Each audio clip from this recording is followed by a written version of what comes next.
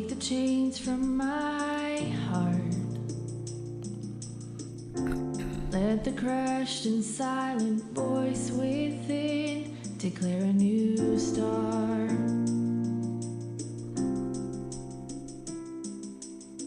Song of renewal deep in my heart, sung in the daylight, sung in the dark.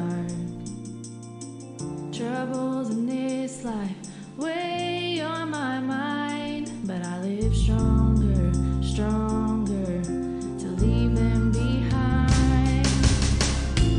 Living doesn't last forever. I wanna live while I'm here. Recovery's on the way. Breathe in the wonder. Today's not forever.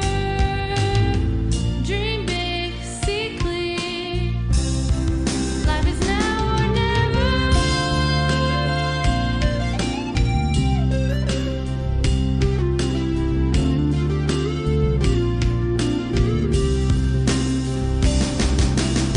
One single life, one single love, one single voice I'm flying above. Over the doubts and fears, over the wasted years, over the mountains that get in my way. This chance won't see tomorrow. I gotta live it today. Living doesn't last forever. I wanna live while I'm here. Recovery's on the way. Breathe in the wonder. Today is not forever. Dream big, see clear. Life is now or never. Now or never.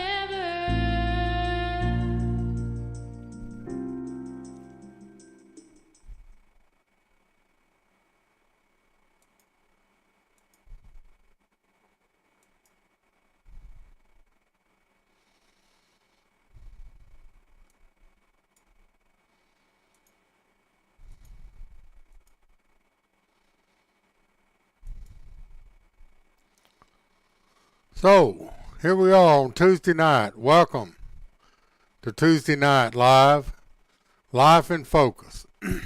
Tonight we're going to talk about never quit arriving. Keep on arriving all the time. So that's what we want to do, is talk about tonight, keep on arriving. Because we know that if you're an NFL football team and your goal at the beginning of the season is to win the Super Bowl, first of all, you have to have the best record in the season. And then you have to go to the playoffs and beat every other team until you exhaust those teams that are in the playoffs. And then you end up in the Super Bowl. And there's another team that ended up in the Super Bowl. So to win the Super Bowl, you got to beat them. And then if you win, it is exhilarating that you won the Super Bowl, whatever year it was.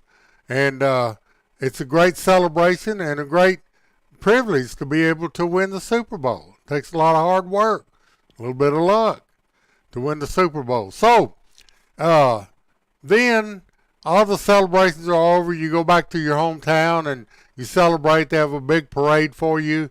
And then you take some time off, and then it's all over again. You start the journey again. And you have to go through the season, the playoffs, to get to the Super Bowl. So you have to never quit arriving. You have to keep arriving every year if you want to be in the Super Bowl. So it's kind of like a start over, a do-over. We used to call it a do-over. When I was a kid, we had this game we played, something over the roof, threw something over the roof, and if you missed, you could holler do-over, and you could get another attempt at that. So that's the way life is. We start on a journey that we have, and you see the destination that in this journey we've been talking about. You see the destination, which is the cathedral of Santiago de Compensate, something like that. Okay, it's in Spain, and so it's a beautiful place. And when you start out here, your goal is to get there, but it's a 14-day journey of 200 miles, and it takes a lot of effort. The people that I watched that attempted this and actually made it began, and the first day's journey was, I think, 15 miles. And they had decided to quit because it was too tough and not continue on the journey.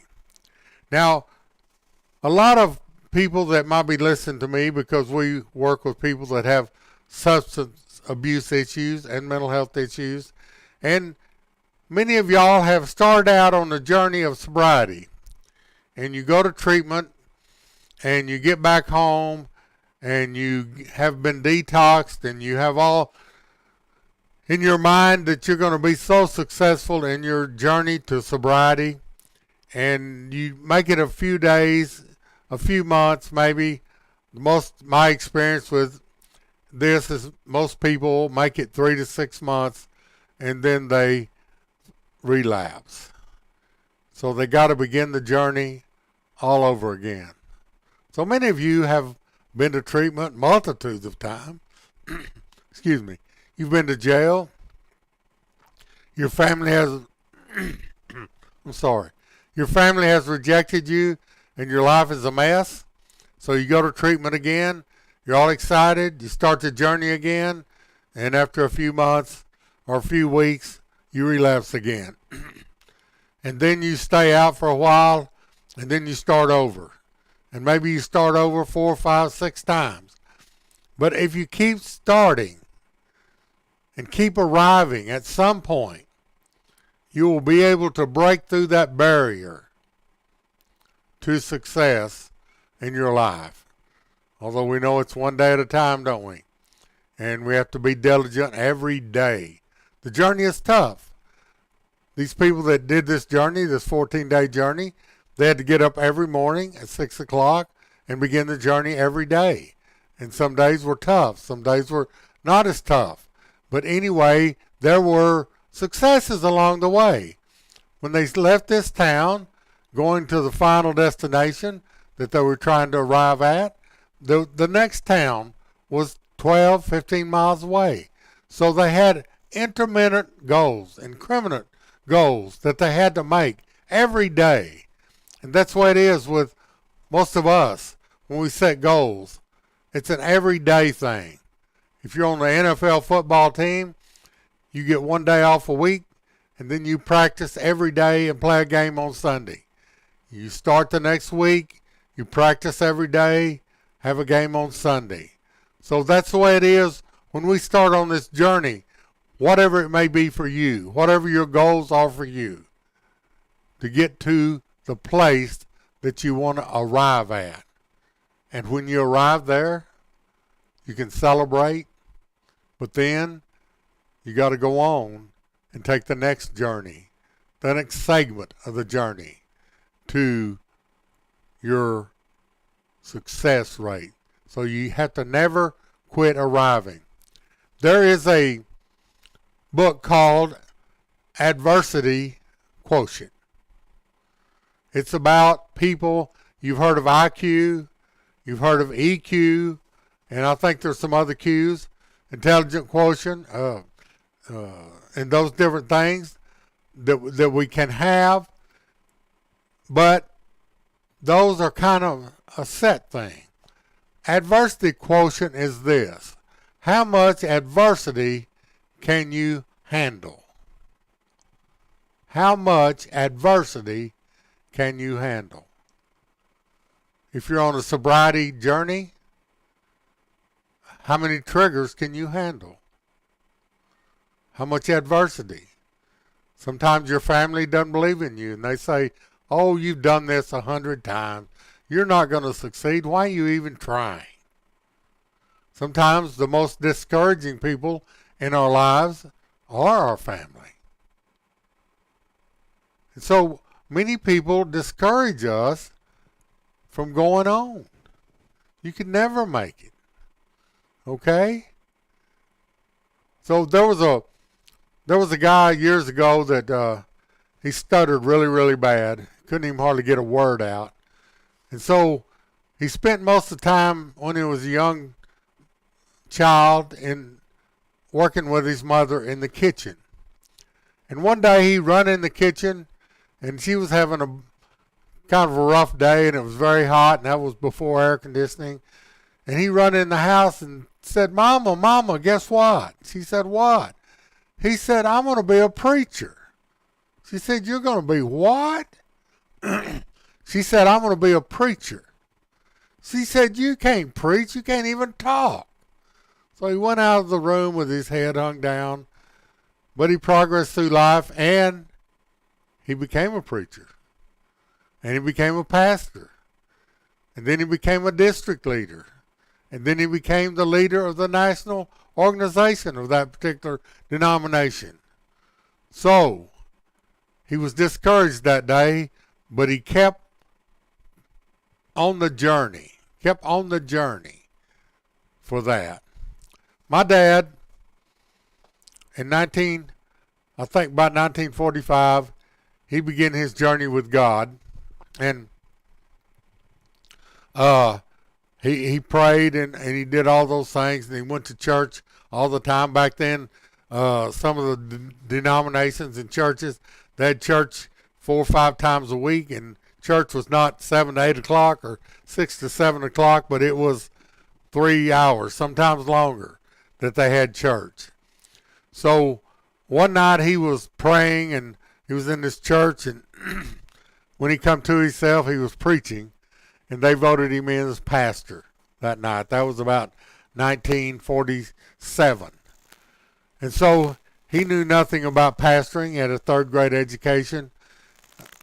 Maybe he had an 8th grade education. And so he pastored that church for a while, and then he went up to Platter, Oklahoma, and he pastored a church for a while. And then he decided to start a church in Sherman, Texas. And when he started this church, he had a bunch of old green tarps, and he put up a tent over there in Sherman across the street from where Crutchfield School is now. And he got him a loudspeaker system. He got some sawdust, spread it on the floor. He built him some old slat benches that he had, and he started preaching every night. Started out with nobody. And finally some people heard him that was in their houses that surrounded the area where he was preaching, and some of them came to church. And he did that for quite a while. They were in this tent for a while, and then he bought an old gas station over on the corner of Thomas and Gribble, and it had a gas station and it had a house attached to it.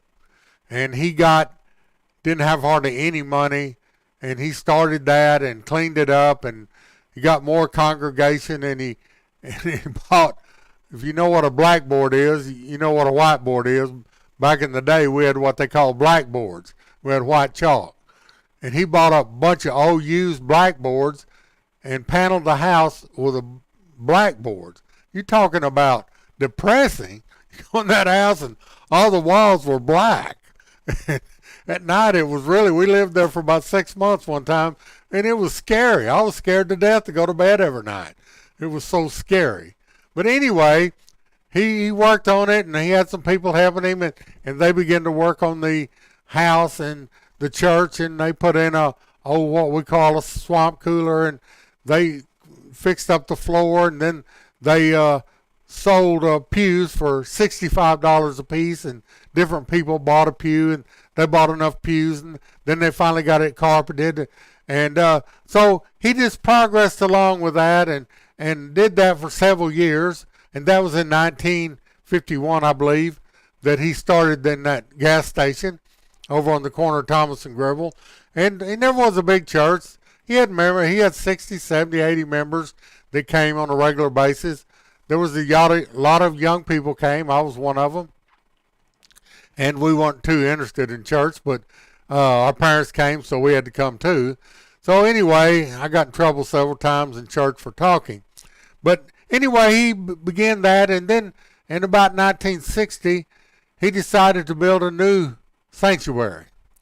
And so he in the back of the church they had some extra land, and they got together and got enough money and leveled the land and poured a slab, a building foundation to build this church on. I forget how big it was, but anyway, they were so excited when they got the foundation built, and they were so excited when they got the foundation built, and so they began to work on the walls. He had a bricklayer that come over, and they built the church out of these blocks.